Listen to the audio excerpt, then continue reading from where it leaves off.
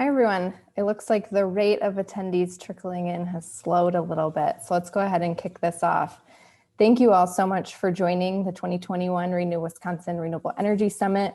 This is the electric vehicle market expansion and infrastructure growth in Wisconsin and Midwest session. And we're all so excited to be here. So thank you so much for joining us. My name is Jane McCurry. I'm the Executive Director of Clean Fuels Michigan, formerly the Electric Vehicles Program Manager at Renew Wisconsin, and I'm really honored to be moderating this panel today. We have a rock star cast of experts, panelists that are joining us, Dr. Shelley Francis from EVNoire and Brendan Jordan from the Great Plains Institute. Before we jump into their content, I'd like to take a minute to address some of our logistics today.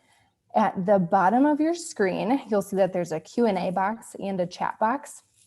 Any questions that you have for our panelists, go ahead and put those in the Q&A box. That will have the ability to be upvoted. So if there are questions that others have posed that you really would like to see answered, go ahead and click the upvote button on those. And when we get to the Q&A session at the end, we'll make sure to ask those highest voted questions first. If you have anything that you just want to chat with attendees about, you can use the chat box. You can go ahead and introduce yourself, continue discussions over in the chat box. And finally, I want to take a minute to thank our generous sponsors of the summit. Thank you to SC Johnson for sponsoring this session. And again, please feel free to engage with us through that chat box and question and answer box as we go into the content here today. To kick things off, we're going to do a quick poll. So go ahead and tell us which of these options best describes your industry. You can check multiple or click other and go ahead and tell us in the chat box.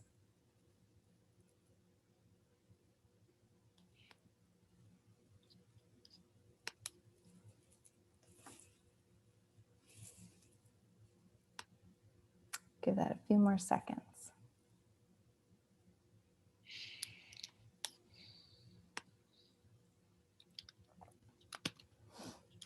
Awesome. It looks like we have a really great mix of folks here, lots of other. So thanks I see a few of those popping in the chat box. Let us know who you work for and what your interests in this industry are.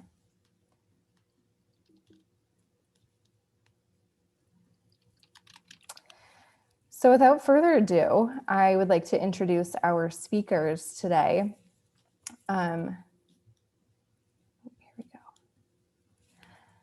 So we have Dr. Shelley, who's a former medical school faculty member. She's a public health executive, an entrepreneur, and a transportation disruptor. Dr. Francis is the co-founder and managing partner of EVNoire. EVNoire's work focuses on two pillars: e-mobility best practices and equity best practices. And really, Dr. Shelley is the go-to person to talk about our summit topic, building the energy mosaic, talking about all of the communities that really should be involved in these conversations. Joining us as well is Brendan Jordan, Vice President of the Great Plains Institute. Brendan leads initiatives to promote the development and adoption of lower carbon transportation and fuel technologies. He is a master facilitator and facilitates many regional electric vehicle efforts, including the Drive Electric Minnesota Initiative, the Mid-Continent Transportation Electrification Collaborative, and the Midwestern Clean Fuels Policy Initiative. And again, our conversation today is really about the mosaic of technologies and communities that are needed to create lasting and impactful regional policy for electric vehicles. So with that in mind, I'm going to throw it over to Brendan. Brendan, if you could tell us a bit more about your work and your initiatives in this space. Thanks, Jane, and great to be here today. Yeah, I'm with an organization called the Great Plains Institute. We're a nonprofit organization, and we really focus on trying to bring people together, bring different perspectives to the table, and build broad coalitions in order to achieve economic benefit and decarbonize the transportation system. And so, you know, what I would say is where we're really trying to play a unique role is that area of bringing people together. Where are the opportunities where we can have really broad support and create really robust coalitions that that build power and can really achieve real policy wins for accelerating adoption of EVs and other lower carbon fuels. Great, thanks, Brendan. Dr. Shelley, same question. Tell us a little bit more about your work.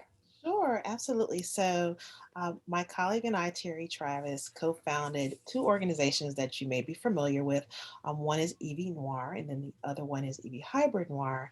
And so EVNoire is our consulting practice, and our work, as you shared, Jane, centers around two areas of work. It's e-mobility best practice and equity best practice. However, we do that from like a public health lens and a social justice lens. The types of organizations that we typically work with include utilities, municipalities, government entities, university partners, NGOs. And what we do is we really work to inform the development and execution of their electrification strategies. And then we're also, as I shared, the co-founders of EV Hybrid Noire, which is the largest network of diverse EV drivers and enthusiasts in the country. And typically our members or chapters are aligned with major metropolitan areas. So from LA to San Francisco, the Bay Area, to Kansas City, to Chicago, to Ohio and beyond. We have chapters and members in Canada, Europe, as well as the continent of Africa and the Caribbean. And so in that space, our work really focuses in accelerating EV adoption and accelerating awareness across more diverse communities. And for us, diversity is more than just racial and ethnic diversity. It also includes engaging in rural communities, working with LGBTQI communities, women, young professionals, as well as immigrant and refugee communities and more. And so for the last several years, we've really been in leading the conversation around, these areas, particularly COVID, air pollution, and looking at equity and utilizing transportation as a potential equalizer and the solution to really mitigate the impact that we see carbon emissions and transportation vehicle emissions having on frontline communities. Excellent. Thank you both so much for that. We're going to launch into one more poll to again help frame this conversation. So go ahead and let us know, what do you think, audience, the number one opportunity to expand the electric vehicle market in Wisconsin and the Midwest? Mm-hmm.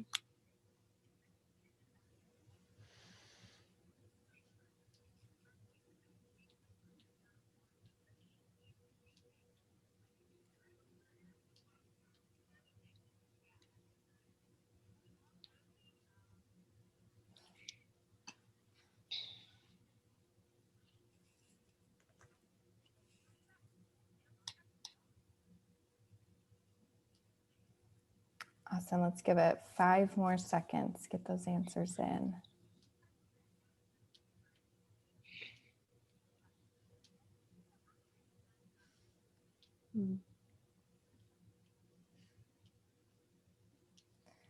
All right, it looks like we have quite a bit of spread, which I think is good. It shows that there's a lot of opportunities to help bolster this market.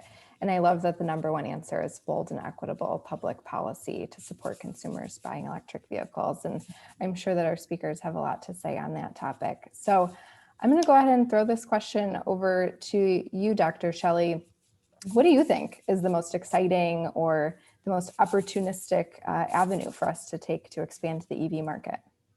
Yeah, so I would say the 3 pillars, and I'm basing it, as a reference to things that EVNoire has seen in our work in this space. So 3 pillars I would say where I see opportunities to expand and accelerate EVs in the market align with the areas of health, economic and workforce development, and obviously environmental impact. So in terms of health, I see obviously transportation sector is the major contributor to the air pollution, diseases and burdens globally. And so with air pollution, it leads to a myriad of different respiratory illnesses, as well as developmental delay, impacting fertility, et cetera. And so research shows that disproportionately, these illnesses impact communities of color. And so electric vehicle really provide an opportunity, or electrification broadly, because we believe in multimodal electrification. It really provides an opportunity to significantly, obviously, reduce emissions, as well as the associated illnesses and premature deaths. When you think about the economic impact, projections for the electric car market can vary, but I think there's really no debate in terms of concerning the overall projected growth over the next 5 to 10 years. And so this growth that we are projecting is an opportunity to utilize new technology that provides new workforce and economic development opportunities. So rolling out new infrastructure, that means we need to have people that are able to lay out the infrastructure as well as maintain it, build the vehicles, build the batteries, and the various technologies that are really associated with deployment. And then when you think about environmental impact, obviously electric vehicles are 4 times as efficient as gas-powered vehicles, and moving away from fossil fuel really allows us to help move towards our goal of really reducing global temperature rise, and also reducing our the carbon dioxide levels that we see. And then finally, I added an area that I just thought about. Education, awareness, and incentives are all critical to kind of building out this strategy. So you can't expect to accelerate adoption if people don't know about it. And I've seen in our work a lot of gaps in knowledge in a number of different communities. So, hopefully we'll have a chance to talk a little bit more about how best to, combine education, awareness, incentives, and infrastructure as we continue to build out the sector. Yeah, excellent. There was a lot in there. I won't take up any more time. Brendan, same question. Tell us about what you think is the most exciting opportunity to expand the electric vehicle market. Thanks, Jane. And kind of building on Dr. Francis, and I think, you really laid out like what the outcomes we need to achieve are, and why are we doing this, right? Health benefits, reducing health disparities, economic impact and jobs in a shared and equitable manner, and of course, environmental benefit. And so I guess in terms of, like, what are the near-term opportunities to really, I think you all probably accept that it's a good thing to have more EVs and faster EV adoption. When I look at kind of near-term opportunities to move things forward, I think a big one is utility investments. And we are seeing a big uptick, particularly in the Midwest, including Wisconsin, in I think more and more people that intervene in utility proceedings and think about what how utilities get regulated are acknowledging that more utility investments can be really positive for utility customers. And so we've seen just in the last few years about $100 million invested by utilities. I think just in the in the previous 6 months or so, about $300 million in investment get proposed by utilities. And I think that's a good, that's going to be how we invest in the charging infrastructure, how we create rate structures so that, people have the opportunity to save a lot of money on charging with EVs. And, there's a number of other opportunities, I think, thinking about, particularly in the Midwest.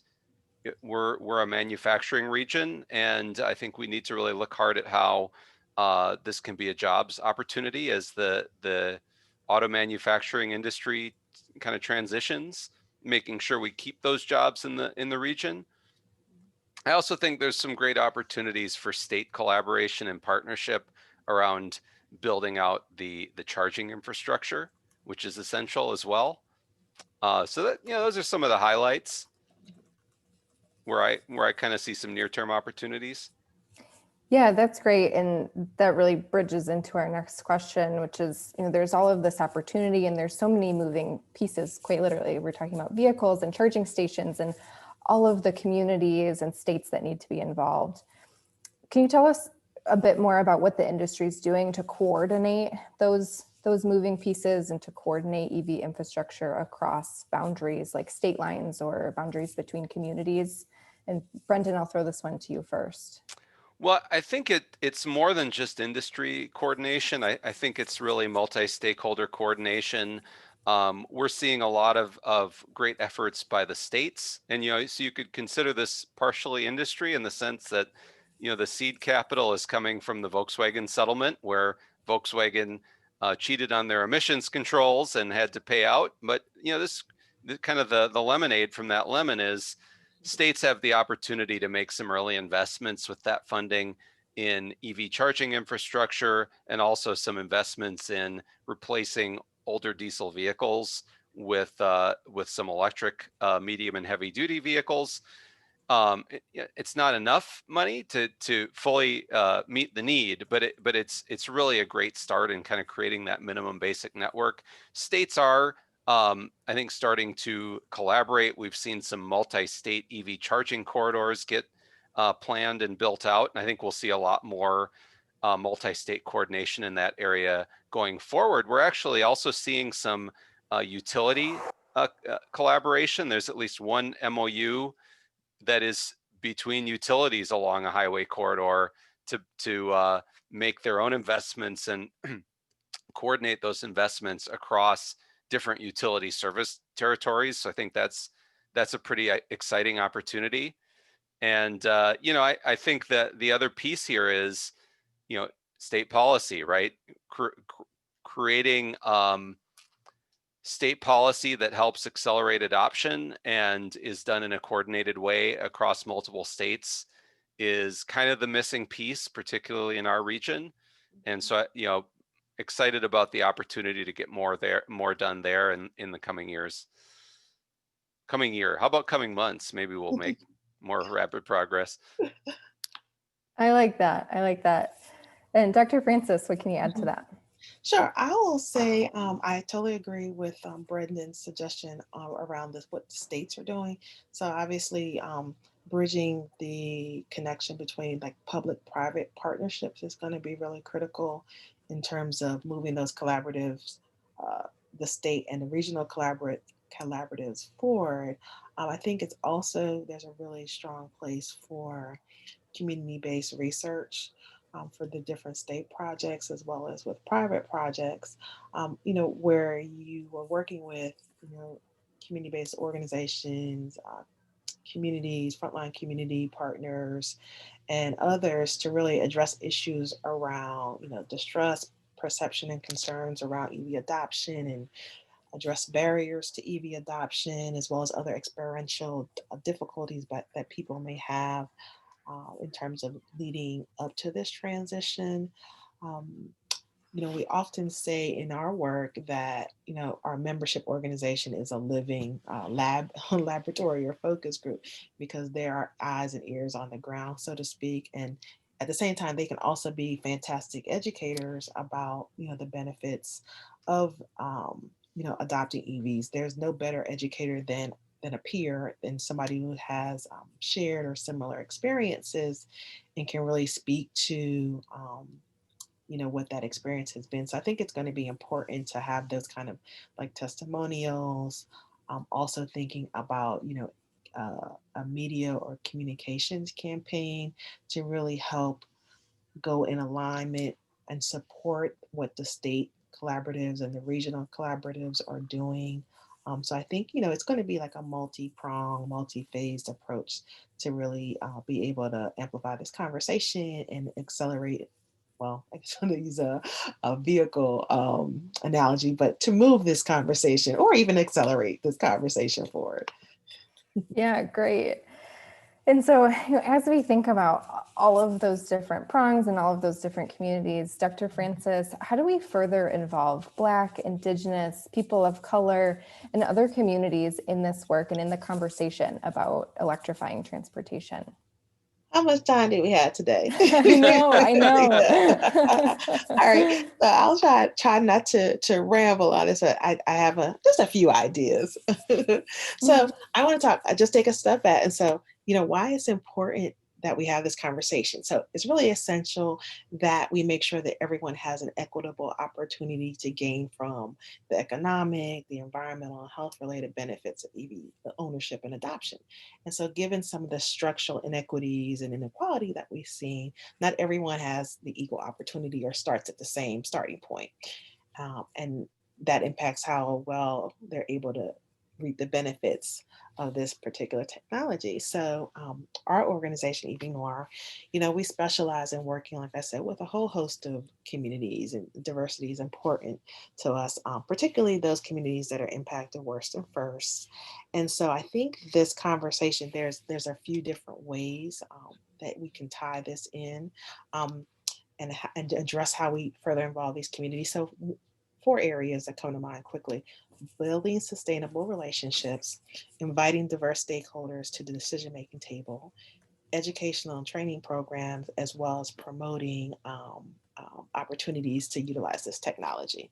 So I'll go back to building sustainable relationships and quickly just say that it's really important to connect with communities, to do community-based assessment, whatever that may look like. There's a variety of ways that you could do that, but it's important to really identify the social and environmental factors, the social determinants of health that are impacting behaviors. And it's really important when working with communities to not just seek those relationships when you need something, but it's really important to maintain active connections and build relationships before you even get to the point where you're asking for something. In respect to inviting diverse voices to the table, it's really important that the groups that have power in the decision-making process, you have to really be equitable and make sure that you're equally representing those who are impacted by the decision. So basically what I'm saying is like potential consumers need to be part of this conversation. The diverse communities, the communities that are disproportionately impacted by, vehicle emissions, they need to be part of the decision making process and have a voice, because oftentimes marginalized communities aren't part of that conversation and they don't even know it's going on until the decisions have been made. So really making sure that you provide an equal voice to those who are impacted would really help legitimate, the integration and advancement of electrification. And then also, the last thing I'll say is that around educational and training programs, you know, it's really important in our work that folks are not just viewed as consumers, and they're given opportunities to really connect the dots between the health piece, the financial benefits, and the workforce and economic development opportunities. And so really it's really important when working with BIPOC communities to help reduce barriers to entry, whether it's by and this is good for all populations, really. It's incentives is a motivator for behavior change. And then in terms of the workforce conversation, there's going to be, like we said, a myriad of opportunities as we're deploying infrastructure and as we're building out new vehicles, and the technology that's associated with those vehicles. It's really important to invest in educational programs and training programs like the STEAM and the STEM programs, so that the training and the educational opportunities are available, and that we can make sure that communities that have been disproportionately impacted are, having the opportunity to take part in, this new industrial EV revolution, so to speak. So I think that's really important. And one of the programs that we actually run is a turnkey STEAM and STEM program for K through 12. And then we're also engaged with historically Black universities and historically Hispanic serving universities to really give students, faculty, staff, and community members opportunities to experience multimodal EVs, as well as learn about the job opportunities and get recruited for job opportunities when we do programs in those spaces. So I'll stop there and let Brendan have a chance to share his thoughts on that question. Great. Thank you so much. Sure. Well, I think, my key responsibility as a professional in this space is to listen when experienced people are talking. So I'm really glad you got to go first, Dr. Francis. And You know, it's just, it's not, I believe it is the responsibility of every professional working in the transportation and e-mobility space to think about their role with respect to um, inclusion and equity and justice issues. And so we're certainly traveling that learning curve. You know, as I think about what, you know, where I'm trying to learn and get better, it's, you know, it's number one. I think being educated about the impacts is a key piece. Understanding all the ways in which we've had disparate impacts from everything from highway building to air quality, you know, impacts on you know, heavily burdened communities, um, you know, inequities in inclusion to, you know, employment opportunities. So you know, I think that's going to be a continuous process for me in just getting educated and just understanding the context, right? Why are these issues important? I think, you know, another piece is the inclusion piece, and I love the way you described this about building sustainable relationships and not just sort of being transactional. And well, now I need something. Can you help me? You know, understanding there's organizations that have been at this for a while, and you know, so I really want to you know, be able to have those relationships so we can turn to the experts, you know, and let them lead on the issues where expertise and experience lies. And I think finally, you know, I think the opportunity side is really important too, and I like the emphasis on workforce development. And the, you know, this is an economic opportunity. This is an opportunity for consumers to save money, utility consumers to save money. There's going to be a lot of jobs doing everything from installing charging stations to working in advanced manufacturing. And so I think, you know, that's not just going to happen in an equitable way without a deliberate strategy. You know, finally, I was kind of reflecting on the point you were making earlier about working with communities, working with community-based organizations. And you know, one thing that I think about a lot is how, you know, the kind of the replicability element of all of this, where, you know, if I looked at, you know, let's say about 6 years ago or so, when we were trying to, you know, work with utilities in this area, you know, I could point to like one rural electric co-op that was really embracing EVs. I think at this point, you know, every rural electric co-op is developing some kind of an EV program. And so it's just important. And you could look at, okay, community level. At this point, you know, so many communities all over the country are figuring out how to be EV ready. Builders are figuring out how to make their new multifamily buildings EV ready. You can kind of look across the board. And so, you know, we really need to get to scale and find those replicable models, whether that's a great curriculum for a school, or a great, you know, building code, or utility program. And so you know, I feel like that's got to be a piece of this too, is just as we're developing those replicable models, we gotta get them right the first time. So getting the inclusion and equity piece done right right now is really key. And you know, can I add another comment too? As I was sitting here thinking, just reflecting, there's a lot of people, I'm sure from like we saw when they did the poll, from a lot of diverse industry, but we're all kind of working towards the same goal of accelerating electrification, however that looks for your respective organization. But I think one really important thing to note too, particularly in regards to the BIPOC conversation, was that it's really important when you're engaging community partners in this conversation, particularly ones that don't have a level of expertise in this space, is that it's really important to resource them for their time. However that looks, it's going to vary from partner to, you know, agency, but it may be monetary, it may be other ways, but you know, community members or individuals or organizations are working on a myriad of different things. They are, being pulled in a lot of different directions, really, and may not be prioritizing electrification at all. Then you have throw COVID in the mix, and then it's like a whole nother conversation.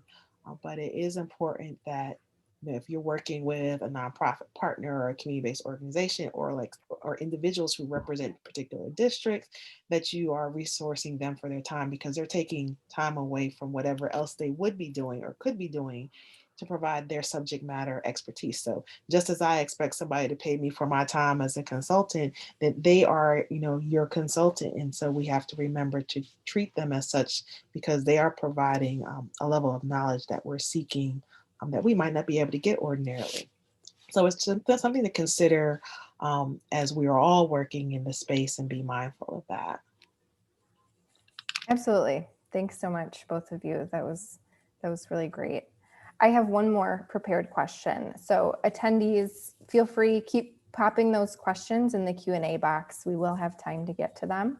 And I'm excited to answer some of your burning questions. So keep dumping those in there, and make sure you upvote the questions that you want to see answered.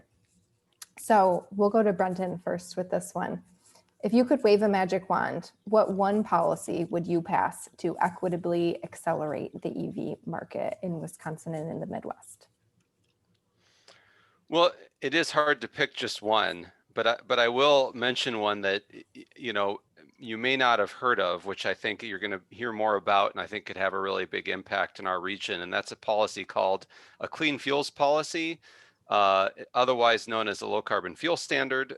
This is a policy that was first introduced in California, and it's spreading to more and more states. Oregon has one, the province of British Columbia, Canada is introducing a program, and we've seen legislation in Washington State and New York.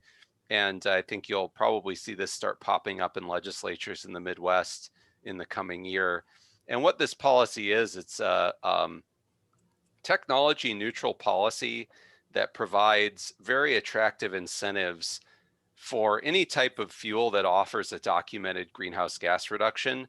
This includes electricity as a transportation fuel. It also includes biofuels, hydrogen, and a variety of other fuels.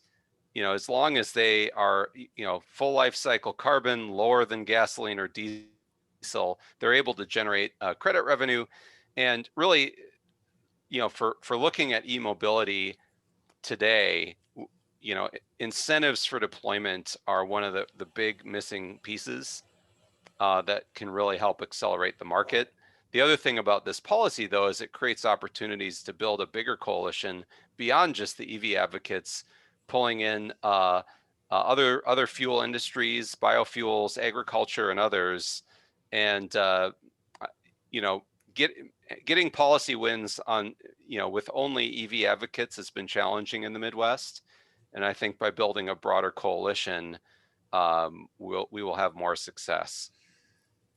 In terms of the equitable aspect, that's been front and center in discussions about this policy in other states where it's been implemented, like California and Oregon.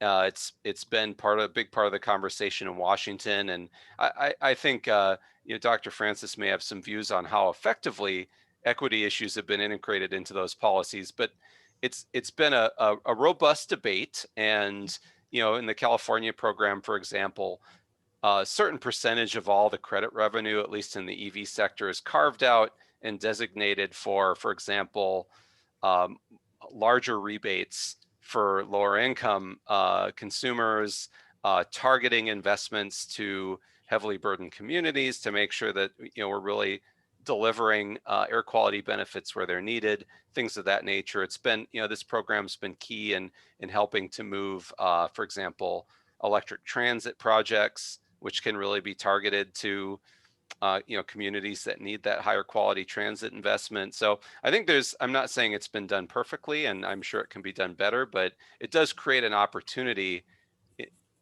Once there is investment, then we can debate how to best make those investments and how to include people in those investments. The problem we have a lot of times in the Midwest is, We don't have a pot of money to argue over. So Yeah, thanks, Brendan. Dr. Shelley, same question. If you could wave a magic wand, what's one policy that you would pass? So I would create my own policy Great. for some of the very reasons that Brendan was sharing at the end of it. So I think the spirit of the existing policies have been great because it's important to put resources behind this transition. However, I think there have been some gaps around the outreach and the education conversation. Um, I think you can make the best policy ever, but if there's no resources to do the marketing and the communications campaigns, particularly around these communities that aren't typically the average, what we might consider as the everyday EV adopter or user is, then that policy is only going to be so good. So what my policy would look like, or broadly, is what I would recommend is putting together funding or a policy that provides resources for research, education, incentives, and infrastructure build out. And kind of here's my philosophy or reasoning, but for that. So you need good data to inform your electrification strategy. You also need good data to figure out what your marketing strategy is going to be, because we know that the one size fits all approach is not appropriate for marketing products to different communities. So just think about when you see commercials on television, they're typically marketed to certain communities, whether it's women focused or marketed to kids. So we don't market those products in a one size fits all. So why are we doing that for EVs? So then you also need, like I said, good data to help you design education and outreach campaigns. And then we know that in order to accelerate behavior change, incentives really is a very helpful motivation tool.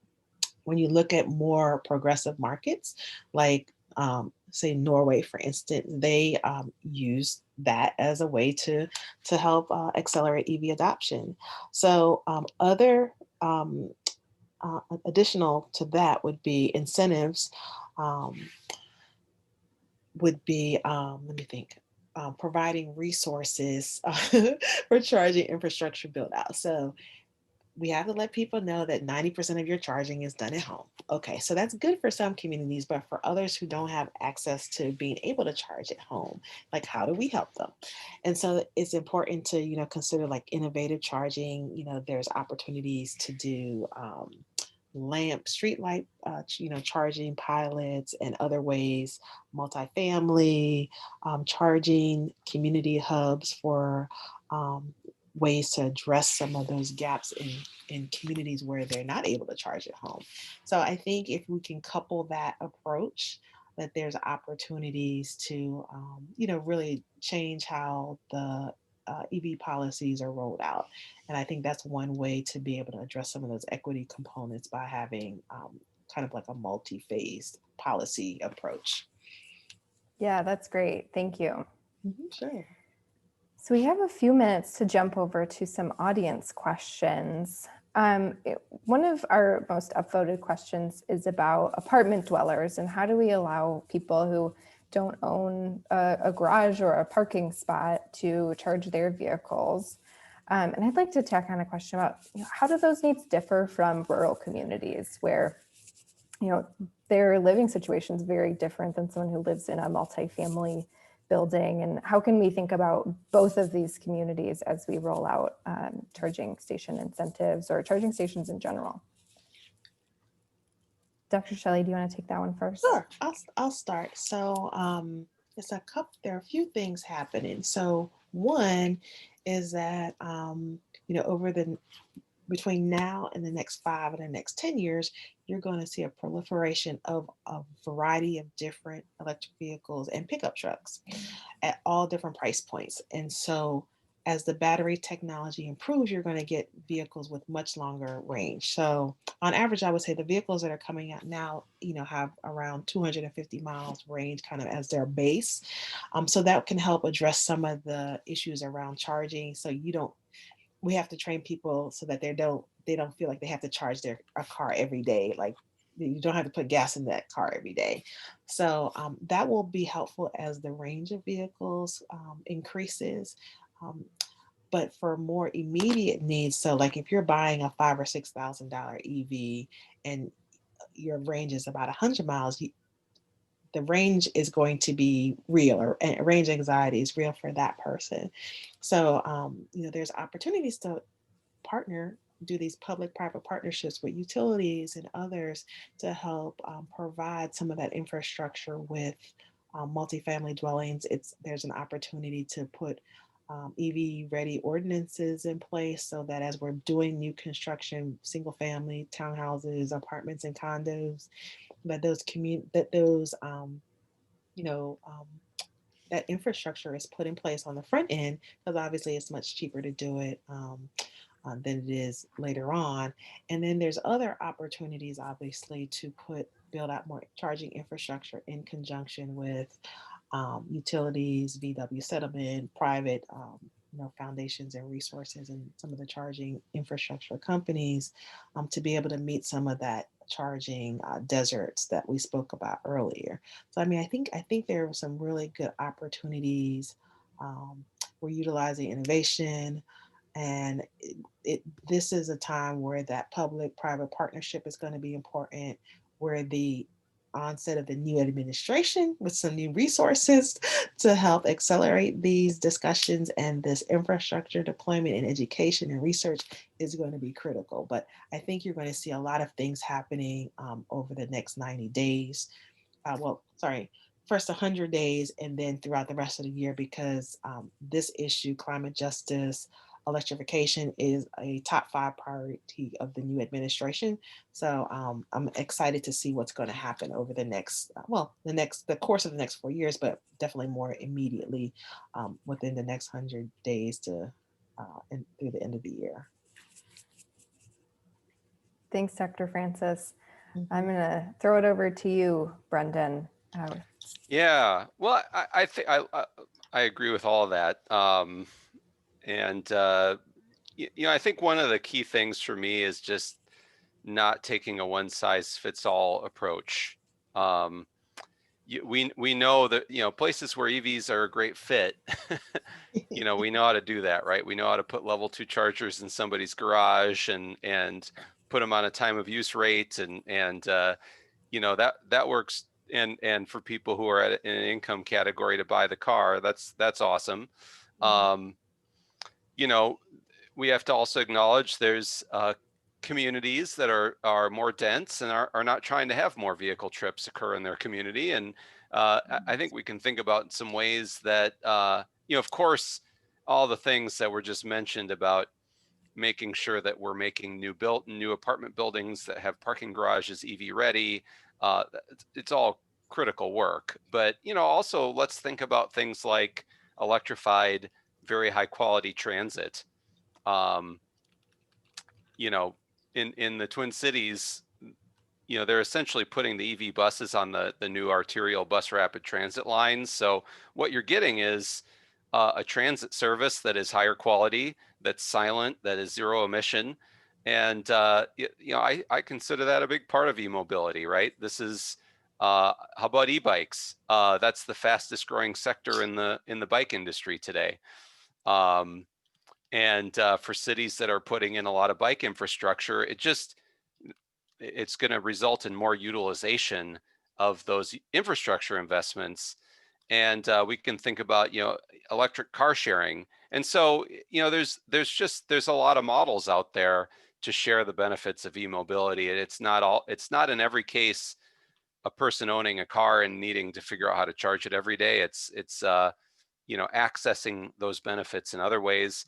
I think in rural areas, absolutely agree. We're going to get trucks, pickup trucks. We're going to get vehicles with longer ranges. And so that is going to feel like a benefit that can be shared with people in rural areas that may not necessarily see themselves in an EV today. We do need totally different types of education. We also need to acknowledge too that, not everybody needs to choose an EV. That might sound like heresy, but there may be people who want to have a lower carbon liquid fuel and an internal combustion engine. I think the key thing is lowering emissions. and decarbonizing transportation, and giving people choices in how they get there. Yeah, thank you both so much. We are unfortunately at time. I feel like we could have this conversation for another hour, but wow, we covered so many bases during this conversation. So thank you, Dr. Francis. Thank you, Brendan, for your expertise and for spending this time with us. Attendees, if you'd like to continue this conversation, we encourage you to connect via one-on-one meetings allowed on the website platform. For instructions on how to do that, you can go to the virtual event space tutorial under My Summit on the event website. And this afternoon, there will be industry conversations where you can continue to have clean energy discussions about all of the topics that were covered during the summit today. I also want to thank SC Johnson again for sponsoring this session. We have tons of sponsors for the summit that are all represented in the virtual exhibitor space, where you can connect with them and join their virtual video meeting space to have immediate one-on-one conversations with these organizations who are advancing renewable energy in Wisconsin and across the nation. So thank you again, panelists. Thank you so much, attendees, and enjoy the rest of your afternoon and the rest of the summit. Thank you, guys. Appreciate the time. Thank you both.